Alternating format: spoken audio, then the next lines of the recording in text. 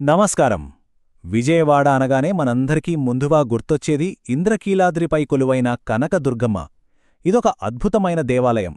అయితే ఇక్కడ ఎన్నో పౌరాణిక ఆధారాలు, ఆశ్చర్యపరిచే కథలు, ముఖ్యంగా భక్తుల వ్యక్తిగత అనుభవాలు ఈ చరిత్రలో మమేకమయ్యున్నాయి. ఈనాటి మన విశ్లేషణలో ఆ విశేషాలన్నీ వివరంగా తెలుసుకుందాం. అసలు ఏమాత్రం ఆలస్యం చేయకుండా నేరుగా విషయాల్లోకి వెళ్ళిపోదాం. ఈ అద్భుతమైన చరిత్రను 1935 నాటి ఒక ఆసక్తికరమైన సంఘటనతో మొదలుపెడదాం. అప్పట్లో మన దేశాన్ని బ్రిటిషర్లు పాలిస్తున్న కాలం కదా. ఆ సమయాల్లో వన్ టౌన్ పోలీస్ స్టేషన్లో పనిచేసే ఒక బ్రిటిష్ పోలీస్ ఆఫీసర్ ఉండేవాడు. అతను దేవుడు లేడంటూ అమ్మవారి శక్తి గురించి చాలా ఎగతాళిగా, పొగురుగా మాట్లాడాడు. చుట్టుపక్కల వాళ్ళు ఎంత వారించినా అసలు వినలేదు. కానీ అలా హేళన చేసిన కొద్దిసేపటికే అసలు కథ మొదలైంది. అతను ఇంటికి వెళ్లి చూసేసరికే అతని భార్యాపిల్లలకు తీవ్రమైన మసూచి వ్యాధి సోకింది. ఒళ్లంతా భయంకరమైన బొబ్బలు వచ్చాయి. ఇక అప్పుడుగాని ఆ అధికారికి అసలు దైవశక్తి అంటే ఏంటో అర్థం కాలేదు. ప్రాణాలు గుప్పెట్లో పెట్టుకుని భయంతో వణికిపోతూ నేరుగా ఇంద్రకీలాద్రికి పరిగెత్తుకుంటూ వెళ్లాడు. అమ్మవారి కాళ్లమీద పడి తన తప్పును క్షమించమని వేడుకున్నాడు. కుటుంబాన్ని కాపాడితే ఉత్సవం జరిపిస్తానని మొక్కుకోగా ఆశ్చర్యకరంగా అతని కుటుంబం ఆ వ్యాధి నుండి పూర్తిగా కోలుకుంది. ఈ సంఘటన చరిత్రపై ఎంతటి బలమైన ముద్ర వేసిందంటే దానికి ప్రతీకగా ఇప్పటికీ ఒక అద్భుతమైన ఆచారం అక్కడ కొనసాగుతూనే ఉంది. దసరా సమయంలో ఎంతో వైభవంగా జరిగే తెప్పోత్సవం తర్వాత అమ్మవారి ఉత్సవమూర్తులను ఒక రాత్రిపాటు అదే వన్ టౌన్ పోలీస్ స్టేషన్లో ఉంచుతారు. నాటి చరిత్రకు, భక్తికి ఇంతకంటే సజీవ సాక్ష్యం ఏముంటుంది చెప్పండి. సరే, ఇప్పుడు ఈ ఇంద్రకీలాద్రి పర్వతానికి ఉన్న అసలు పౌరాణిక మూలాలేంటో చూద్దాం. ఈ పర్వతానికి ఉన్న చరిత్ర 1-2 రోజులది కాదు, యుగాలనాటిది.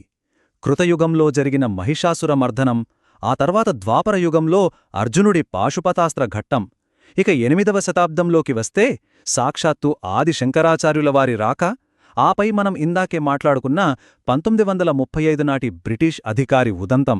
ఇలా ప్రాచీన పురాణాల దగ్గరనుండి ఆధునిక చరిత్ర వరకు ఈ పర్వతానికి విడదీయరాని ఒక అద్భుతమైన అనుబంధముంది. ఇక్కడ ఇంకో ఆశ్చర్యకరమైన విషయముంది. ఈ పర్వతంపై వెలిసిన అమ్మవారి కుడికన్ను సూర్యనేత్రమని, ఎడమకన్ను చంద్రనేత్రమని మన పురాణాలు చెబుతున్నాయి. దానికి తగ్గట్టుగానే ఈ కొండ కుడివైపున ఉండే మంగళగిరి ప్రాంతం ఎప్పుడూ కాస్త వేడిగానూ, ఎడమవైపున ఉండే ఇంద్రకీలాద్రి కొండ ప్రాంతం ఎప్పుడూ చల్లగానూ ఉంటుందని భక్తుల నమ్మకం. ఈ భౌగోళిక ద్వంద్వ స్వభావం నిజంగానే విస్మయం కలిగిస్తుంది కదూ.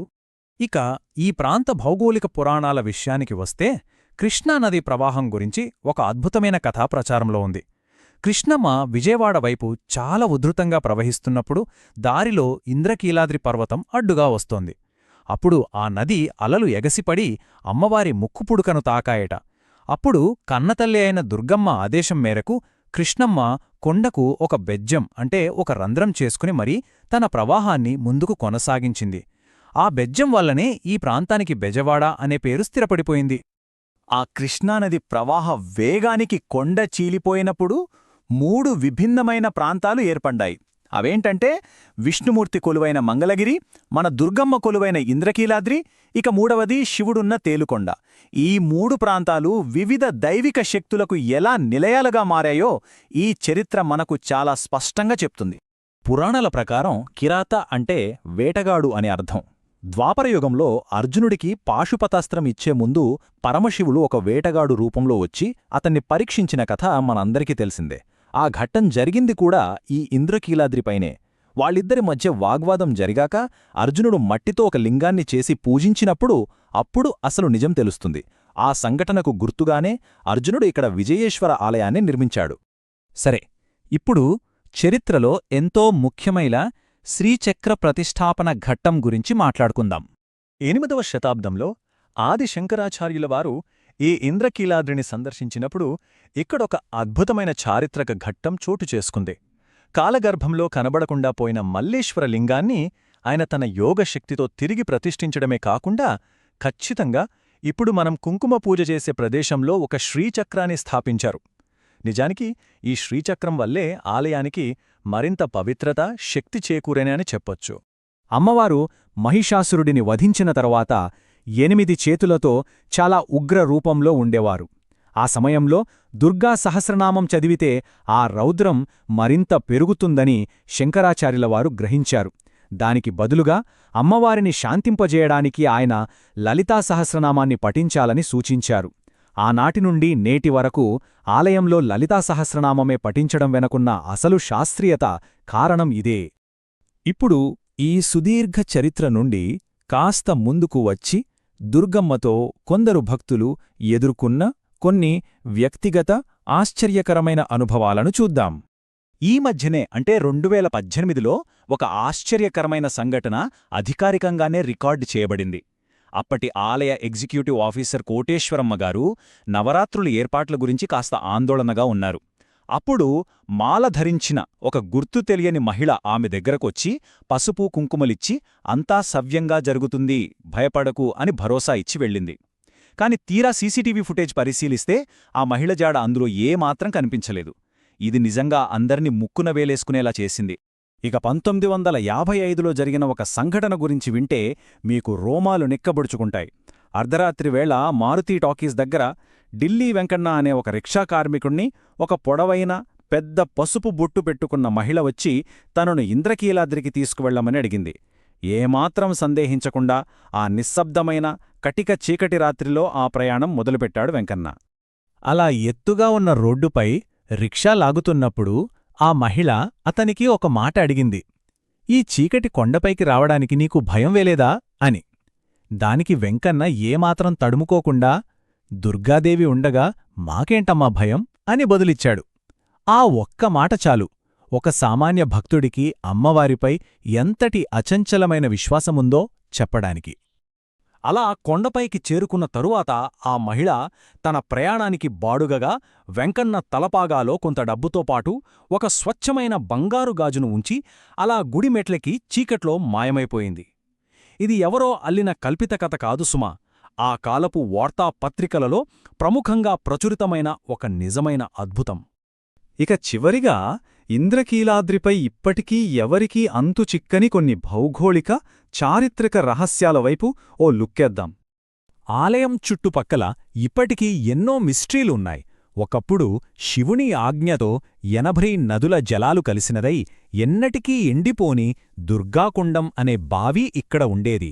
అలాగే ఘాట్ రోడ్లో ప్రయాణిస్తున్నప్పుడు అచ్చం అమ్మవారి ముఖచిత్రంతో కనిపించే ఒక కొండచర్య మనకు కనిపిస్తుంది.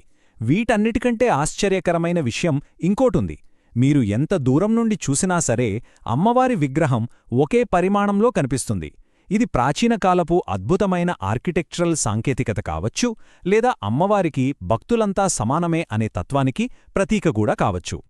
అసలు ఈ పురాణాలన్నీ కేవలం కట్టుకథలు కావు అనడానికి అక్కన్న మాదన్న గుహలలోని రాతి స్తంభంపై చెక్కబడిన కిరాతార్జునీయ శాసనమే ఒక అత్యంత బలమైన సాక్ష్యం.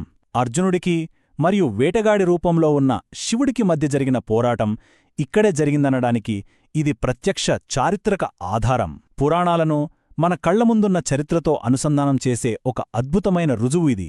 ఇక కొండపై భాగంలో ఉండే ప్రాచీన గణపతి ఆలయంలో ఇంకో అంతుచిక్కని వింత ఉంది. వాతావరణం ఎంత దారుణంగా ఉన్నా, ఎంత తీవ్రమైన గాలివీచినా, భారీ వర్షం పడుతున్నా సరే ఈ గుడిలో ఒకే ఒక్క దీపం ప్రతి రాత్రి నిరాటంకంగా వెలుగుతూనే ఉంటుంది. ఎంతో ఎత్తులో ప్రకృతికి ఎదురొడ్డి ఒక చిన్న దీపం అలా నిరంతరం వెలగడం నిజంగా ఒక అంతుచిక్కని రహస్యమే. అయితే ఆ అద్భుతం వెనుక ఒక అనూహ్యమైన మానవభక్తి దాగి ఉందనేది చాలా కొద్దిమందికే తెలుసు.